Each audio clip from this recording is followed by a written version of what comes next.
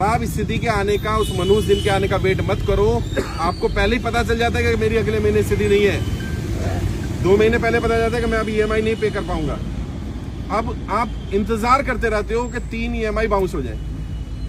3 EMI का मतलब 90 दिन, 90 दिन के बाद वो हो जाएगा NPA। जब आपको पता है 2 महीने बाद मैं EMI नहीं दे पाऊंगा, तो अभी बैंक में जब आप EMI भर रहे हो तब बैंक में जाकर के लेटर दो कि साहब मेरी स्थिति आज वैसी नहीं है जब मैंने लोन लिया था, जब जैसी स्थिति थी, अगले 2 महीने बाद मैं EMI नहीं भर पाऊंगा।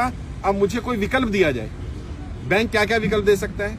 बैंक 3 विकल्प दे सकता है। पहला विकल्प होता है आपको कुछ समय दे दे, 6 महीने का, 1 साल का, 2 साल तक का बैंक को समय देने का अधिकार है अगर आपकी स्थिति खराब हो जाती है। कई लोगों ने बताया घर में जो कमाने वाला था वही एक्सपायर कर गया, अब कहां से EMI देगा? बैंक को पता ही नहीं है स्थिति खराब है इतनी। आप फोन नहीं उठा रहे, आप उनके लेटर के जवाब नहीं दे रहे। आप बैंक को पहले ही बता दो कि भाई मेरी स्थिति खराब हो सकती है, अब मैं नहीं पे कर पाऊंगा, मुझे समय दे। या तो बैंक समय दे देगा, समय नहीं देगा तो बैंक दूसरा क्या कर सकता है? लोन रीस्ट्रक्चर कर सकता है। रीस्ट्रक्चरिंग क्या होती है? आपकी EMI को कम कर देगा। आपका तो मेरी सैलरी थी 50,000 रुपये महीना, मैं 30,000 रुपये महीना EMI भर पा रहा था आराम से। अब मेरी नौकरी छूट गई, या मेरी नौकरी नहीं है, या मेरी नौकरी की मेरी सैलरी कम हो गई, 25,000 रह गई, मैं 30,000 की EMI नहीं पे कर सकता। तो बैंक से रिक्वेस्ट करो कि मेरी EMI को उस रेंज में 15,000, 12,000 जितनी आप कर सकते हो उतनी रेंज में ले लेगा। इसको रीस्ट्रक्चरिंग बोलते हैं। रीसेटलमेंट कर सकता है, रीफाइनेंस कर सकता है, पुराना लोन क्लियर करके नया लोन दे सकता है आपको।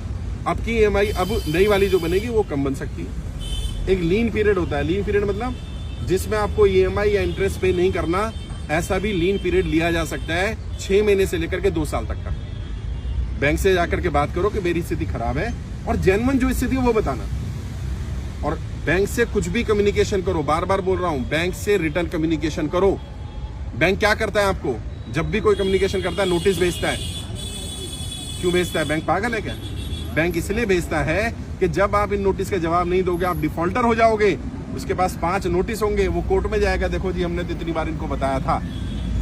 अच्छा तुम्हारे पास 10 होंगे तो जज तुम्हारी बात मानेगा कि देखो जी मैंने बैंक को बताया था मेरा व्यापार बंद हो गया है, मैंने बैंक को बताया था मेरी EMI नहीं दे पाऊंगा, मैंने बैंक को बताया था मेरा लोन रीस्ट्रक्चर कर दो, मैंने बैंक को बताया था मेरी EMI कम कर दो, मैंने बैंक को बताया था मेरे घर में कोई बीमार हो गया है, मैंने बैंक को बताया था कि मेरी स्थिति खराब हो रही है। बैंक को कोई सपना नहीं आएगा कि आपकी स्थिति आज खराब है, बताना पड़ेगा। अगर बताओगे तो बैंक आपकी बात सुनेगा। अभी गाड़ी में भी हम आ रहे थे तो एक व्यक्ति को बताया गया, उसने जाके बैंक में बात की, EMI जा रही है उसकी। उसने कहा जी मैं अगले महीने से पे नहीं कर पाऊंगा, मुझे कम से कम 2 साल का समय दे दो। बैंक ने कहा 2 साल का समय नहीं मिलेगा आपको, मैक्सिमम मैं 6 महीने का समय दे सकता हूँ। और वो कह रहा सर क्या करना? मैंने 6 महीने मिल गए ना, पहले 6 महीने का ले ले। 6 महीने में जब 5 महीने हो जाए फिर जाकर के एप्लीकेशन लगाओ कि मेरी स्थिति अभी भी ठीक नहीं हुई। अगर नहीं हुई है, अगर ठीक हो जाए, ऊपर वाला करे, कोई काम चल जाए, कुछ हो जाए, तो भरना शुरू कर दो। लगातार 3 इंस्टॉलमेंट बाउंस मत होने देना, क्योंकि अगर लगातार 3 इंस्टॉलमेंट बाउंस हो जाती है तो उसको NPA डिक्लेयर किया जा सकता है। ऑल्दो बैंक इतनी जल्दी NPA नहीं करता। कारण क्या है? सारे बैंक शेयर मार्केट में लिस्टेड है, और अगर किसी बैंक का NPA 18-20% से ज्यादा दिखने लगेगा तो उसके शेयर की वैल्यू कम हो जाएगी।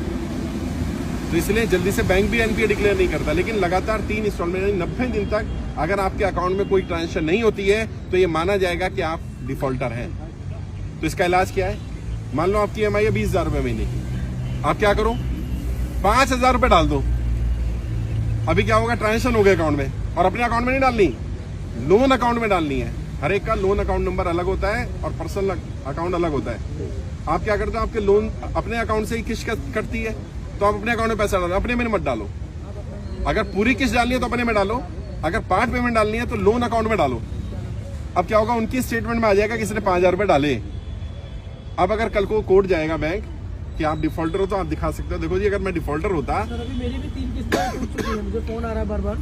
3 नहीं टूटनी चाहिए थी, अगर टूट गई तो अभी 10 तारीख को तीसरी किस्त भी मतलब हो गई, नहीं भर पाया। हाँ अभी टूट गई, फोन आ रहा था। तो बाद में बता देता हूँ। अगर NPA हो गया है तो इसका भी इलाज है। बैंक में जाओ, रिटर्न में एप्लीकेशन, ओरल नहीं, रिटर्न में दो कि मेरी 3 इंस्टॉलमेंट बाउंस हो गई है, ये रीजन है, आगे से मैं इसको कंटिन्यू करने की कोशिश करूंगा, मुझे 3 इंस्टॉलमेंट के लिए समय दे दिया जाए। तो बैंक के पास ये भी अधिकार होता है कि वो 3 इंस्टॉलमेंट को ऐसे ही होल्ड रखे और आगे की कंटिन्यू कर दे। तो क्या होगा? आपका आगे का कंटिन्यू हो गया। अब 3 में जब थोड़ा सा पैसा है, थोड़ा थोड़ा करके 6 महीने साल भर में वो 3 क्लियर कर दो। फिर भी अगर 3 क्लियर नहीं होते तो कम से कम 1 जरूर क्लियर कर देना। 90 दिन डिफॉल्ट नहीं होना चाहिए एक फाइनेंशियल ईयर में। अभी जैसे अप्रैल 31 मार्च तक है फाइनेंशियल ईयर, इसमें नहीं होगा, अगले साल में फिर आपको 90 दिन का समय मिल जाएगा। तो बैंक से बात करो, कम्युनिकेट करो।